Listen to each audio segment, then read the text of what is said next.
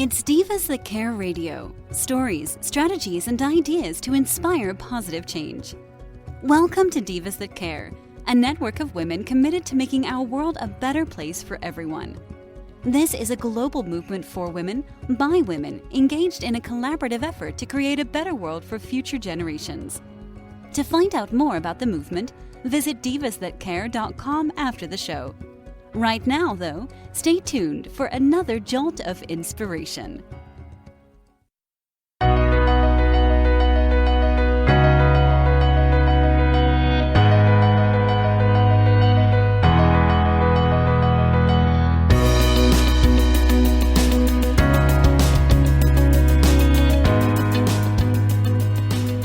Welcome to Powering Through Life on the Divas That Care Network. I'm your host, Teresa Sims, and I'm a transformational life coach, an award-winning author, and a multiple #1 best-selling co-author.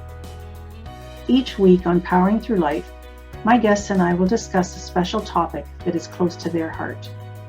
Together we will explore the challenges they have faced in life and learn what strategies and tools they have used to power through their lives. So welcome to Powering Through Life. Hi, and welcome to today's show. And my guest is Linda Zbanko, and she's an incredible human being that I've known for about a year and a half now. And she has made such an incredible change in my life. So I wanted to bring Linda on so she can share her wonderful story with you. So I'm going to read Linda's bio. So it took a two-decade autoimmune disorder, battling cancer 3 times, moving on from a difficult first marriage, and the threat of losing her livelihood after a 30-year career in the auto industry before my next guest was ready to make a change in life. Linda was incredibly shy, having no business background and very little self-esteem. She took a risk and retired to enter the world of entrepreneurism. What a brave lady you are, my friend. And big change. Focusing on her own personal development first, she found she had a natural skill for making people feel at ease and began helping others to build large networking communities for bottom line profit. And that's fantastic. So as Linda's confidence grew, she began shifting with a desire to be of a deeper service to people. Understanding how anxiety and fear can hold you back from living your life, she wanted to help others make significant changes in their lives also. Her strong faith walk led her to a new direction. Please welcome my incredible guest today, Christian coach and mentor, ordained minister, professional speaker, trainer, and author, Linda Zbanko. Welcome, Linda. Thank you so much, Teresa. It's wonderful to be here. I really appreciate you asking me to come on. I'm so excited that we got to do this because I know you have an incredible story, and I know it will, in this day and age and any time, really make a difference and inspire other people. So your topic today is triumph over challenge. Yes. Which I really like. That's a fascinating topic. So tell us a little bit about the topic first. Well, the topic really says it all. We all have challenges. Life is challenging. There's nothing that we can do to get away from that. Things come up. But we have to find a way to have victory with that. So we have to find our triumphs. They might be little ones. They might be bigger ones.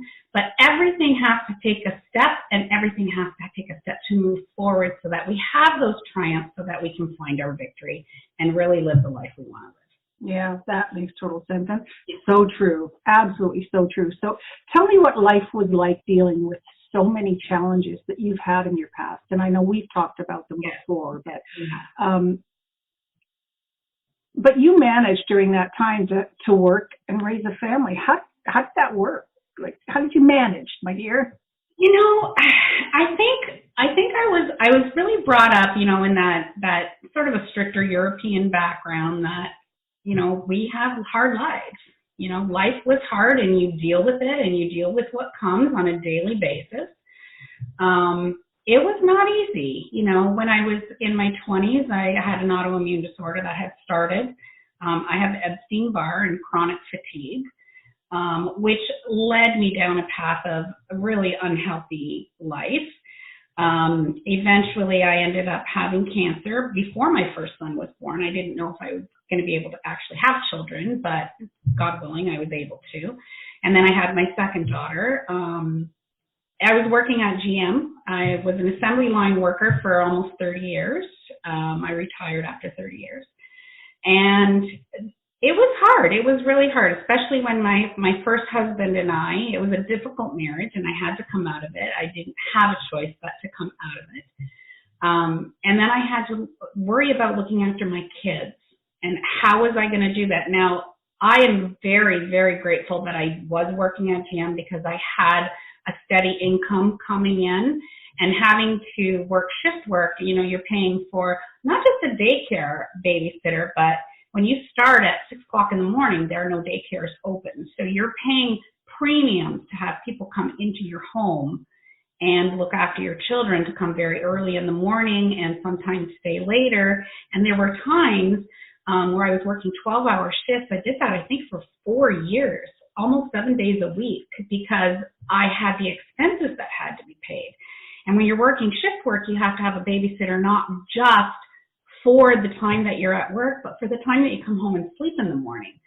So you're paying double. So there were times where I was paying, over $400 a week just for babysitting. And then I had, the house expenses, the car expenses, insurance expenses, food, diapers, everything else on top of it. So it really was no wonder that my health really took its toll. With being sick, I ended up I had cervical cancer before my son. I had it again. And then I ended up with bladder cancer down the road as well. So I've been able to overcome all of them and find my triumphs in those areas. So I'm very grateful for that. But you know what you do? You have to figure it out. You have to find ways to figure it out. So I went on this journey to search. I didn't know what was going to happen. My livelihood, the auto industry, was taking a hit. I didn't know if I'd have a job anymore. So I had to come up with plan Bs, and I had to search ways to find out how I was going to be able to take care of my family. Mm-hmm. Yeah. That is such a challenge. I mean, when you're a single mom, you don't have the opportunity to have luxury time or luxury items or whatever you want to call it. Your main focus is survival, and the survival of your children and the happiness of the home. So how did you manage to find a way to do that? Well, as I said, I worked a lot of hours. Now, I was very lucky because I am married again, and I met my second husband actually at work. He was a really good friend at the time. We became really good friends while we were working there. And then when the time was right, we did end up getting together. So I did find happiness again. But it's so interesting because he always says that, God really put us together. Because I needed somebody who, coming out of a difficult marriage, there was, a lot of verbal and some physical abuse and sexual abuse in there as well. I needed somebody who had not just faith, but somebody who had a heart, somebody who was going to really be my champion, and he really is. Like he is. I always say that, you can't get as close to perfect as you can with him. And I know you know that all too well because your husband and my husband are very similar. And I think that when you go through such challenges and you do come out on the other side and you find somebody who just fits, I don't think it's a coincidence. I think that, you're brought together for a reason, and you have these people who come into your life and they become your champion and kind of make life easier for you. So I think he was a really big reason why my life started to shift and turn. He's actually the one who got me back into my faith, which is a really interesting little side story there, because when you're going through all of these challenges, as much as you do want to grasp onto your faith, you do oftentimes find yourself in that position of why would God let this happen to me? Why would I be going through all of this? So you do have those doubts. You do have, you can lose your way in your faith, but here's the thing that's so amazing it doesn't matter how much you lose your faith, God hasn't lost you. That is so true. And, you know, I think that losing faith during the beginning stages of the journey is quite normal. Yes. And I think maybe that's a little test for us to find out, give us the time and space to try to figure things out for ourselves. And when we always can't find the answers, faith is always sitting there, and God's always sitting there waiting for us to say, hey, I'm over here, you know? Yeah. So yeah. when we eventually find our way back, yeah. there's a lot of answers to be found. Absolutely, you know, and I think the same is true for even people who aren't believers, you know. Part of my philosophy is, yes, I am a Christian. That is my faith walk.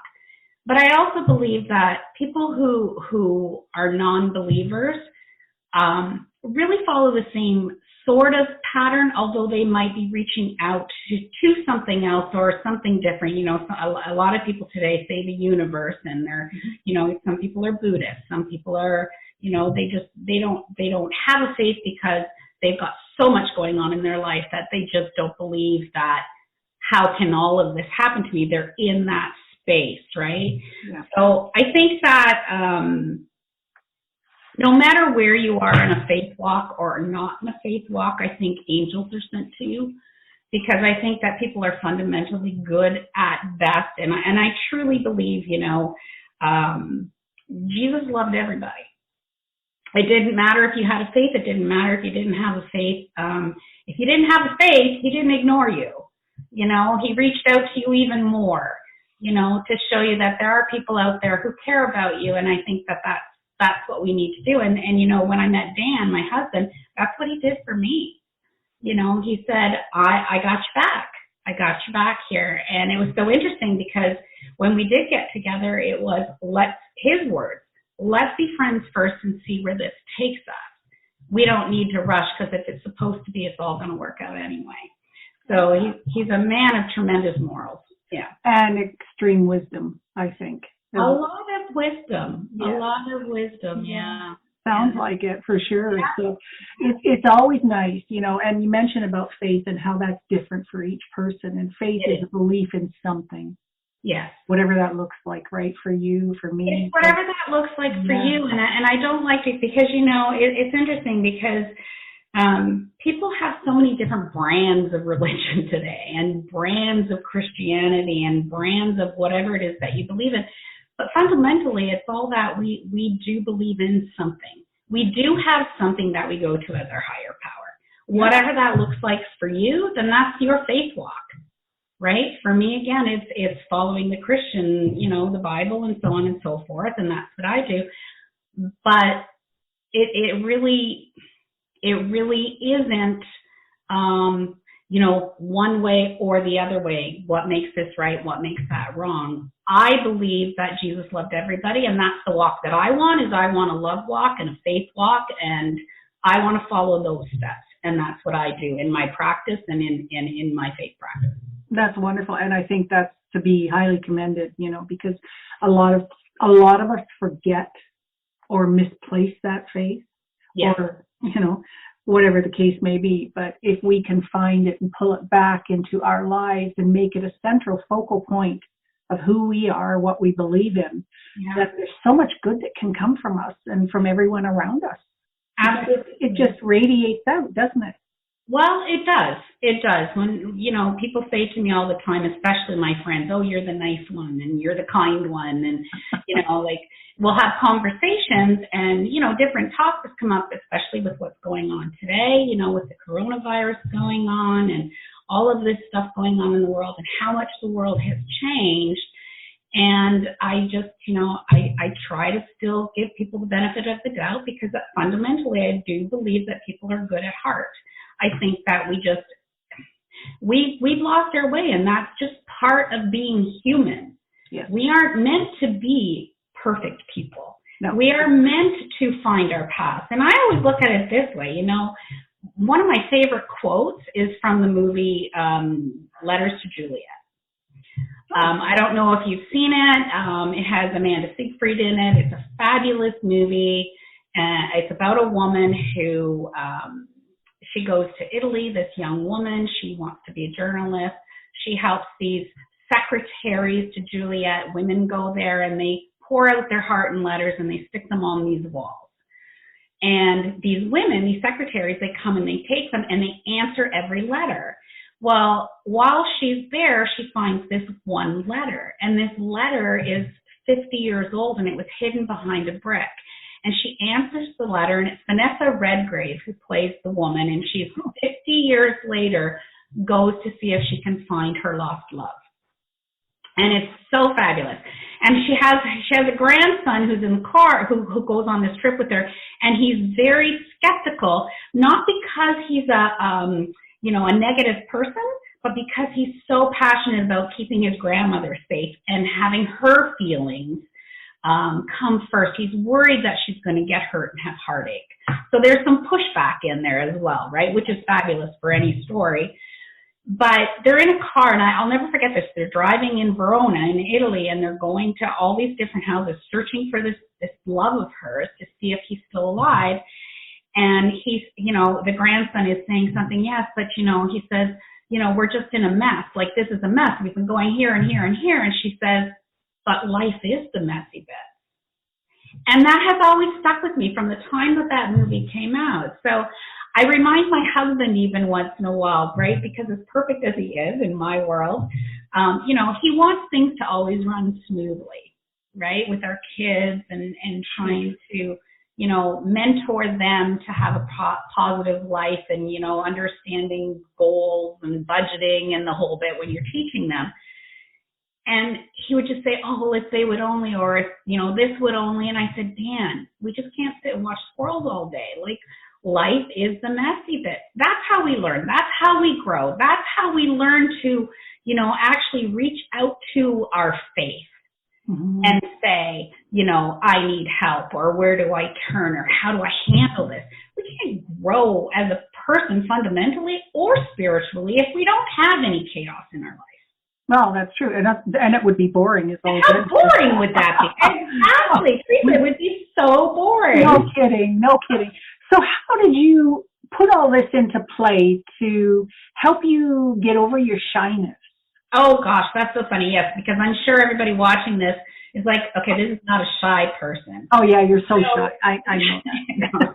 Not anymore. So when I worked at GM, so again, you have to understand, I came from a European background. You do what you're told. You follow, your parents sort of set you onto what you were going to do. Well, most of my family worked at GM, so it was just automatic that I was going to work at GM, right? So I started there at a very young age, at 17, and as a student first, and then I got hired full time. I actually wanted to be a nurse, but that didn't fall into play for whatever reason, which is so funny because all I do is take care of people. So I think that's who I am at my core anyway. But you know what? I was just, at GM, you didn't have to talk to a lot of people. You're on an assembly line. You're not standing beside each other. I mean, I was friendly. Don't get me wrong. I was friendly. But I was comfortable within my own circle. But if somebody new came in, I was always the first one to kind of welcome them. But I held back. I didn't really want to get to know people because I didn't want people to get to know the real me. It was very scary for me. I was extremely overweight because I ate all my feelings, So I had that whole issue that I had to deal with. And then it was when I got sick. Okay, when I really got sick, I spent 12 years with that autoimmune disorder, probably 80% of my time in bed. Oh. Yeah, and trying to work. I was lucky if I made a 40-hour week. And again, I'm grateful that I was working at GM because the sickness and accident benefits, I really should have been fired for the amount of time that I took off work. But I would go to work. By this time, Dan and I were now together. I would go to work and come home and go to bed. He took care of the kids for me. He took care of the house. If I was, all I did was sleep because it was chronic fatigue, right, with Epstein-Barr. If I could put a 40-hour week in, I was really lucky. So that was really hard. So how it all started, and I'll really make it a short short curve. I got involved with a network marketing company that I didn't know I was involved with. I had started, it's funny, it's so funny how this all played out. I was praying for a closer relationship with God. And I would pray at work for a closer relationship with God. And I had this gentleman come up to me and try to offer me a business when network marketing really became big. And I was like, man, I can't even take care of my kids. I don't want no business. So I kept pushing him away and pushing him away and pushing him away. And so much so, 2 years later, I got bumped to another area to work. And I started feeling sick and thought I'd have to go home. And this woman said to me, are you okay? And I said, actually, I'm not. I have an autoimmune disorder. I'm not feeling very good. I think I'm going to have to go home. And she goes, oh, she says, have you ever heard of? And she mentioned the company name. And I looked at her, and my words exactly to her, and I'll keep the profanity out of this. I said, oh, gosh, not you too, although there were some experts in there. Uh-huh. I said, what is this, a conspiracy? And she goes, I want you to listen to my story. And this is the first time that I really understood the power of a story, of somebody's other walk other than my own. Take myself out of the equation because I think I was so wrapped in everything that I had to do and I had to be for other people that you don't even realize other people suffer. Absolutely. You can't see beyond your own space. See past. You're in your own space. Yeah. So basically what she told me is that she was dealing with fibromyalgia, and at that time it was not really heard of. It really wasn't a mainstream illness. And she said, these products really helped me. So I had gone home and I talked to Dan, and he said, what is it that we have to lose? And I go, well, it's so expensive. And he said, Linda, you come home and you go to bed. We can't take the kids to the park together. We've never had a vacation together. We have no quality of life, let alone just for you, but as a family. He said, what's it going to hurt? Who cares? Let's try it for 6 months. And if it doesn't work, so what? We're out of money. Big deal. You know, we lose a bit of money. It doesn't matter. But if this can help, my gosh, what can that do for us? So I said, okay. Within 3 weeks, I started to have energy. Wow. And after 4 months, 3 to 4 months, it's been almost 15 years since I've been sick. Wow. From a woman who would get, if I got the 24-hour flu like everybody else, it would put me in bed for 2 weeks. Right? So that was the start of it. And then I found out that the company was a faith-based company. So here I was praying for a closer relationship with God. 2 weeks later, this gentleman invites me to be part of this company. I pushed back for 2 years, and God said, no, if you're not going to listen to him, I'm going to stick you in front of somebody else. That's usually the way it goes, isn't it? I'm just saying, I do not believe in coincidence. I don't. No. Because I believe that he never gives up on you. Right? So that's how it started. And the next thing I didn't even know it was a business. I was just taking stuff to feel better. And then I got a phone call that said, congratulations, you're the first Canadian to earn a cruise.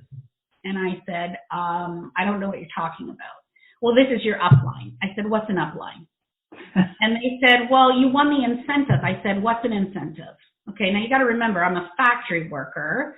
Doesn't mean that we're not intelligent. It just means those were words that were not in my sphere of influence. Absolutely. So they said, oh my God, we really dropped the ball with you. And I said, I don't know what you're talking about. And they said, well, you get paychecks, right? And I said, well, I just thought they were referral checks because people were asking me how I got better, how my son got better, how my dad got better.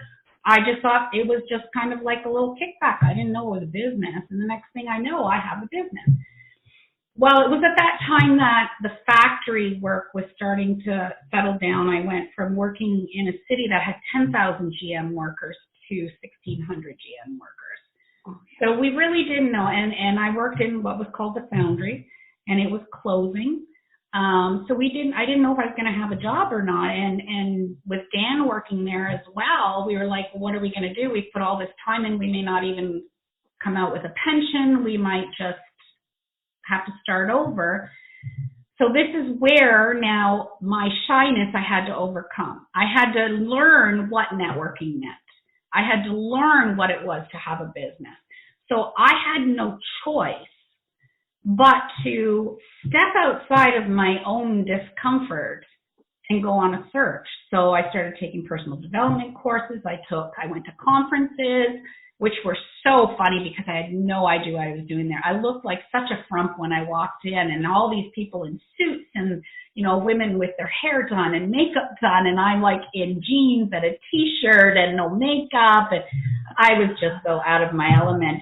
But it, you know, there's a whole other story to that too, because I'm friends with very many of them now. Some people that you would know by name. And it's just been this constant, you know, God putting somebody in front of me, new opportunity. A lot of times I pushed back. Along the way, I met people, and people would say to me, like, you're so good at making people feel comfortable. You're so good at just making other people feel like they belong. And then I met somebody who ended up becoming my business coach, and she said, you really need to, you know, like really tap into that. So I started putting on conferences, and I started doing all kinds of different things. And here's the funny part along the way, how I ended up where I am now.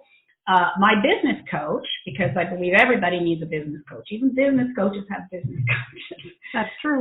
Because you have to have somebody to bounce those ideas off. Mm-hmm. So she is an atheist. She does not. She's a non-believer.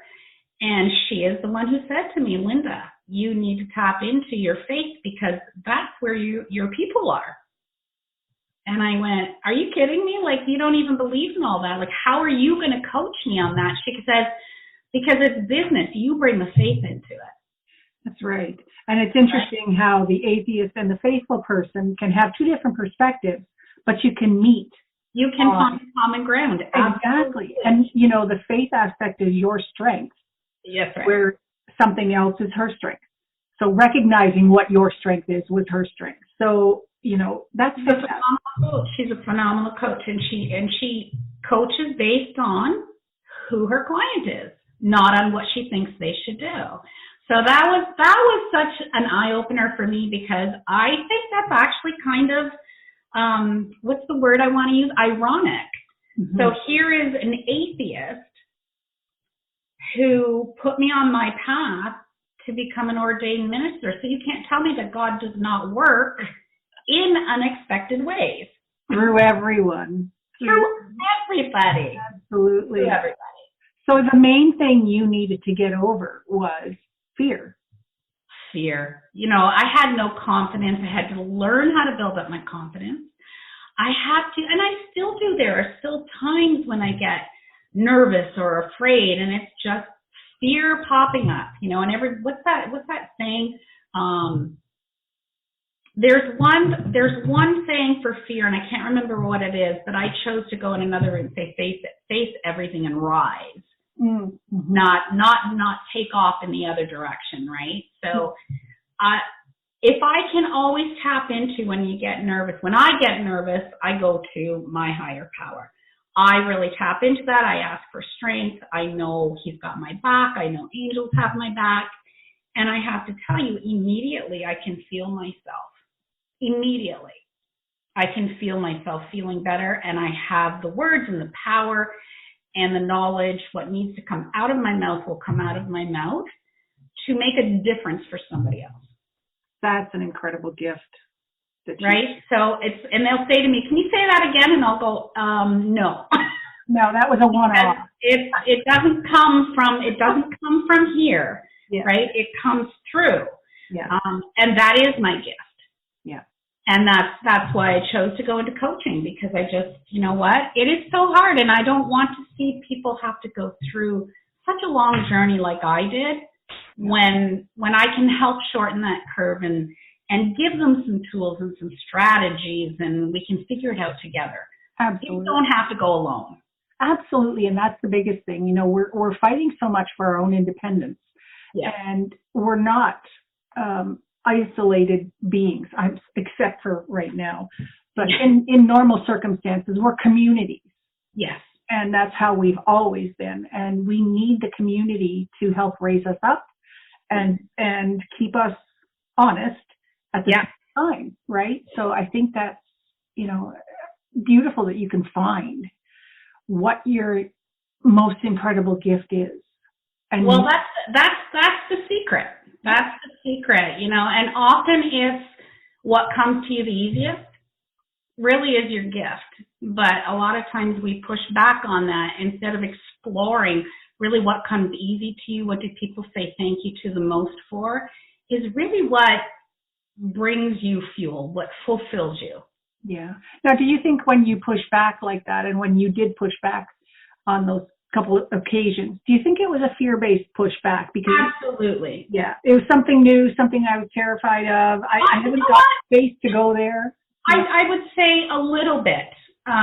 It's interesting because it was for me, and it's for a lot of people that I do talk to or coach with. It's not always just the fear of the unknown. It's the fear of what is success going to look like for me. Right. Because you're afraid because my life is going to change, right? So there's that fear. There's that one side of fear that's what people are going to think about me, right? Because now if I do this, because your friends will start to push back. People are human, and humans are me. What about me? So when you start to grow as a person, right? When you start to grow spiritually or as a person, or you become more knowledgeable, they then have fear, right? So now what are you to them now? Because it changes. So a lot of people start to push back because you're no longer feeding what they need, you're feeding what you need, and they don't like it. Well, the other aspect is you're changing, you're growing, and they feel fear because you're maybe no longer going to have space for them. Exactly. And you'll leave you can't meet their goals that they have for you for them, if that makes sense. Like people are, if you're not meeting what they need, then they push back and they get angry. I mean, if you're always doing things for people, for example, if you're always doing things for your friends, right? And you're always there for them. Now, suddenly, you are accomplishing things that is going to take up time for yourself. So you're now doing other things. You don't always have the time for them. Then you get well, why are you being such a bee? Or why are you being this? Or, oh, she doesn't have time for us anymore. Well, that's not true. She's taking time for herself to make herself a better person so she can have more space for you. Yeah, exactly. But they don't understand that because their own fear comes into place. So there's that one side of the fear. And then the other side of the fear is, oh my gosh, what's it going to look like for me if I actually do become successful? That it's scary. How am I going to manage this? How am I going to manage money I'm not used to? How am I going to manage, going here and going there? Because your whole life can change because, again, that's that other side. You're not available as often to take care of the people who have always relied on you. Yeah, exactly. And you may have to travel. You may have to do all sorts of other things you haven't done before. So there sets in the, oh, my goodness, what do I have to do now? I don't understand it. Whereas before I was comfortable because I was in my own little world of whatever that may be, but very static and no happiness, maybe no joy. Well, here's the thing, Teresa. When your world is always taking care of other people because you are so, you have very little confidence in yourself, so you project everything you do to be good and kind and helpful and nurturing and caring to everybody else. Because that is a way to escape from having to deal with your own stuff. Yeah, very true. Right? It is a very important thing because people who dote on other people and nurture and do, it's because they're not ready to talk about or deal with or find their true self. Yeah. So they put all that on everybody else, but other people get used to that. So when all of a sudden you find the courage to take some steps to find out who you are and to say, you know what, I have valuable gifts that I want to do. I still want to do this, but I have to have something for me too. There comes that point in everybody's life when it's like, oh, you know, for men it might be in their 40s or 50s and they say, oh, they're having their midlife crisis. But I think that when we get into that age, we suddenly realize that, you know what, I'm important. And maybe I need to explore what I want to do. So there's that fear on that as well, because now if I have to look within myself and I could be successful, there's a fear factor there. So fear plays in everything we do in life. The triumph of it is knowing how to find victory in that. Good point. And how do you do that, Linda? Well, you have to take steps, right? Some people are going to want to do it by themselves, and that's fine. It'll be longer, and that's okay if that's what they want to do. You can find a lot of information online. You can watch great podcasts like we're doing right now to get some information. Start listening to different podcasts. Watch things online based on what interests you to find out what interests you. It's like a young person who goes to university for the first time. They might be going for this, but once they're there, a world of information opens up to them and they find, you know what, I think I want to go in this direction instead. So sometimes we don't even know what the direction is going to be, because I sure as heck didn't think I'd be doing what I'm doing now. You and me. Yeah, you and me right now. You know, and then there's that. We're both kind of led into our paths where we are today. And it is, I have to say it, it's so ironic that we have mutual people in friendship, and from my childhood. I know, that was so bizarre to me. When I read your book, I was like calling you, oh my God, my husband's from there. Do you know this person? And it was so interesting. And by the way, everybody, her book is phenomenal. I've read it actually twice. Did you? Oh. I have read it twice. Wow. Okay. Well, thank you, Linda, for that. But you're very welcome. I'm getting off topic, so we need to. Okay. Yeah, you know what? You find triumph by taking the little courageous steps. It doesn't have to happen all at once. It just has to be, if you take one step, and you take that same step every day. It might be getting up earlier every day to do something special for yourself. Maybe it's 10 minutes of yoga. Maybe it's 10 minutes of meditation. Maybe you want to go for a walk every morning. Maybe it's just to get up and have a cup of tea and have breakfast with your significant other or with your children. It might be, I'm going to read a book with my kids every night. When you do positive steps, what happens is you have neurology, and you have actually a neurological system in your body. When you say things out loud that are positive, your neurological system starts to hang on to that. Your unconscious doesn't understand what you think, it understands what you say. It gives direction, right? So if you say all the time, oh my God, I'm so bad at this. Well, it's going to say, okay, and then what happens is it spirals, and your whole neurological system says you're really bad at this. How do you come out of that? It's in you now. So you have to purposefully say, I'm really good at this. I'm getting better at this. I can do this. Yeah. So if you take one little step saying something positive every day, right? And you take one little step of doing something different that's meaningful to you every day. Start with that. If you're really struggling and you need help, find a coach. Look, there's lots of really good coaches out there. There's coaches for everything. Maybe you're having trouble finding, the right person. Get a dating coach. Maybe you're having problems figuring out what it is that you need to do in business. Find a business coach. I'm a life coach. I'm a personal coach. So it's kind of like I can guide you what steps you need to do, give you strategies, help you figure it out together. Because when you have an extra person helping you, you get the right ideas. And you have to go to people. If you are going to look for a coach, make sure you're going to somebody who has been there, done it, done the talk, doing the walk, and is smarter than you. I would totally agree with that, because right? I had the experience of a lady in town here. She's in her 50s. And she was looking for a life coach, and this 20-year-old some odd girl was trying to life coach her. that to me seems so wrong. The girl had no experience in life whatsoever, really no experience as a coach other than textbook.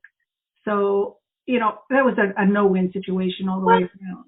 It's not to say that she's not knowledgeable and she doesn't have the fundamental skills, but like you said, you also have to have a life experience. Yeah. So young people who are starting in life coaching business, their focus might be on, teenagers and people going into college and all of that kind of stuff. Because I'll tell you, today, if my children were younger today, now my kids are gone and they're on their own. But if I was in a position today and I had teenagers or younger kids, I would not want to be a kid today, and I'd be getting life coaches for them. Because moms, as much as we love them, we're too close. They don't tell us everything. Very true. They don't want to tell us everything, but they'll feel comfortable with somebody who's a little older than them, a little smarter than them. We're like, oh, you're old. That was in the old days. You don't know what you're talking about. Right? Right. And I get it. I was the same way as a kid. Oh, yeah, we all were. I get it. That's normal, right? I think. But I think you have to find people who have gone on a path. I think people looking for a business coach always find somebody smarter than you, because why do you need them then? Well, you need somebody who knows more than you, who can give you some strategies, who can say, try this, try this, try this. And give you a different perspective as well. Absolutely. We sometimes get our minds set that this is actually how we're going to do it, no matter what. And yet life doesn't work that way, though. No, it doesn't. It doesn't. You have to take the blinders off and just kind of, explore. Absolutely. My friend who was a nurse from years ago, she did a lot of fostering children, but she took in a lot of children who were physically, mentally challenged with severe issues. And she used to say to me all the time, because I'd say to her, why are you doing that? Why are you doing that? She says, watch. And, it could be something as simple as she would take elastic, and string it through an old thread spool. Mm-hmm. And she would tie it on their high chair, on the table part of the high chair. And because one of the children she had, they said, would never walk, never talk, never be able to move. And she would take his arm and pull it, and he could pull it towards him and then let it go, and it would go bing, bing, bing, bing, bing, bing, bing, and he liked the noise. So eventually he started reaching out for himself. Right? He wanted to hear that ding, ding, ding, ding, ding, because it made him laugh. He was only maybe about 25, 26 months old at that time. And she said, if a child doesn't learn the way you teach, you need to teach the child the way they're going to learn. Oh, one very good. size does not fit all. No. Not for children, not for teenagers, not for young adults, not for adults, and not for seniors. We are all different, and you have to find, maybe somebody in their 50s is going to be comfortable with somebody who's in their 20s to teach them, because they want to find that youth again. Yeah. They want to be more playful in their life. Where somebody in their 20s might want to go to somebody who's older because they like their life experience. I think if somebody is dealing with a lot of challenges, such as an abusive marriage, or, they can't find the right job, or this or that, you need to go to somebody who has walked your path or has what you need. Yeah. What is it you're looking for, and how can they solve that problem for you together? Right. And as a therapist, it's different. But for a coach, it has to be somebody who's willing to walk the journey with you. Right. And on that note, you don't have to accept the first coach you go in contact with. Absolutely not. Interview them. Well, that's just it. They're there to support you. And if it's like getting a doctor, right? Today, I know doctors are so far and few between, but I fired doctors. I have fired doctors before because I said, you're not willing to work with me here. You work for me. I don't have to take what you say at face value. If you're not willing to explain to me why you want me to do what you're doing, I had one doctor say to me, I wanted to get off all these medications, and he was like, well, then stay sick. And my husband said, is that her file there? And he said, yes. He says, can I see it? He goes, sure, it's her file. He goes, great, thanks for your services. You're fired. And we walked out. Good for you. So just like with coaching, if you're going to have a coach who's just going to mandate to you what you have to do, instead of working within, where is this person at right now? What are they comfortable with? How far can I push them? How far are they willing to be pushed? You know, for me, being an ordained minister and a Christian, I like to coach with a spiritual perspective, but I also like to use, you know, professional coaching methods to get them there. Yeah. Not everybody I coach with is a Christian. It's, what does this person need? Do they want spiritual guidance? Do they want to have some scripture put in? Does it make them do better when they have scripture, or does it do better and they don't want to talk about that at all? So it's, where are they in this moment that you have to work with to get them to the next step? It's a journey. It's a stepping stone. So I would probably end all of this off with, you know, you have to think about that, footsteps in the sand, right? Oh, very good. One step in front of the other, yes. Right? You don't always see where that path is going to go, and you don't always know who's carrying you, because God's going to put the right people in space with you. Absolutely. That was beautifully said. Every time. Yeah, that was beautifully said, Linda. I thank you so much for sharing, because, you know, you and I are very similar in what we do and our paths and where we've come from, and we've incorporated everything that we are passionate about and that we've been given as gifts to this world. Yeah. To help everyone else in this world. So yeah, thank you, my dear. You're welcome. You know, I'll just end it off with one quick thing here, and then I want to show you, because I honestly, to your audience, I thought we were just going to be talking, it was going to be an audio. So I wasn't going to be able to show it, but now I can. Okay. So my ultimate quote, or my ultimate scripture, has always been Philippians 4:13. I can do all things through Christ, which strengthens me.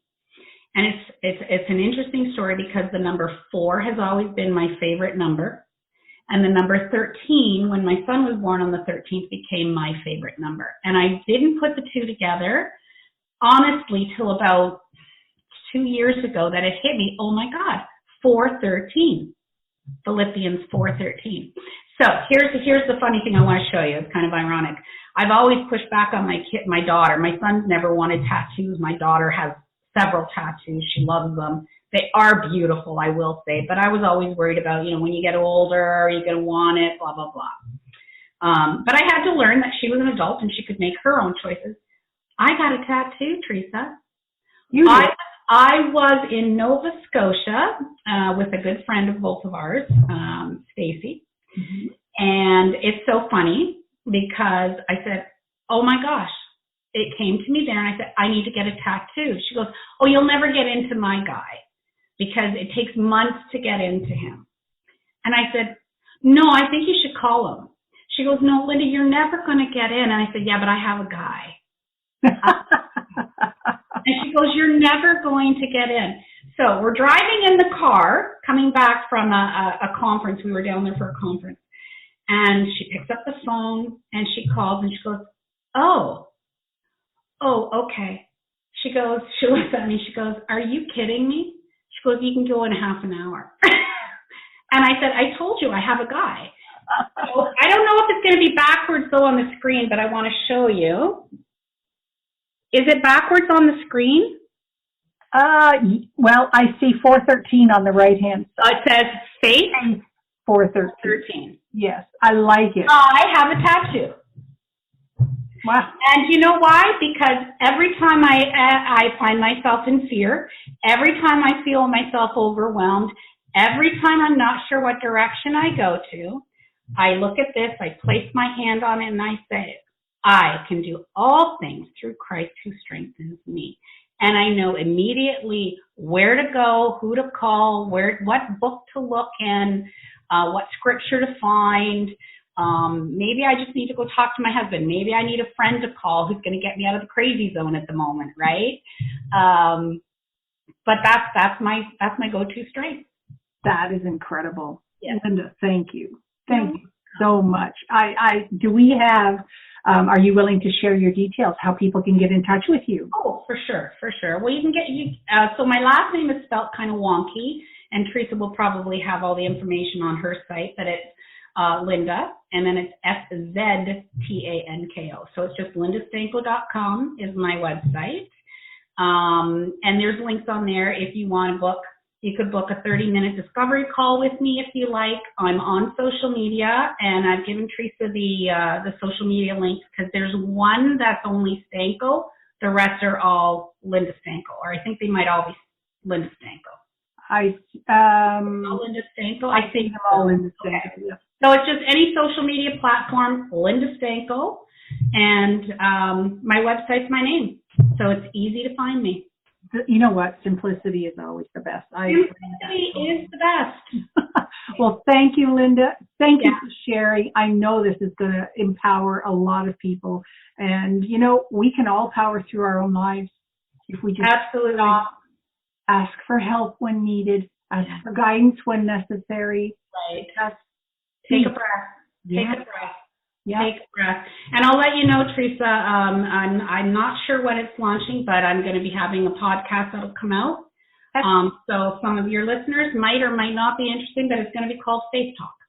Oh, that's fantastic. That's fantastic. It's called Faith Talk, and I'm starting a Facebook group as well. It's a private one, so anybody who's interested, come on in and get to know us. Fantastic. And with that, I thank you all for listening to Powering Through Life with my incredible guest, Linda Stanko. Thanks so much for having me. Well, Divas, that brings to a close another great, inspiring interview on Powering Through Life. Thank you to my incredible guest for sharing your story with us. Divas, if you would like to connect with my guests, just go to divasthatcare.com, click on my picture at the top, that's Teresa Sims, and there you can access all of my interviews. Don't be shy, reach out if you have any questions, or simply just leave us a comment. Also, you can contact me at my website, that's teresasims.com. Thank you for listening to Powering Through Life on the Divas That Care Network.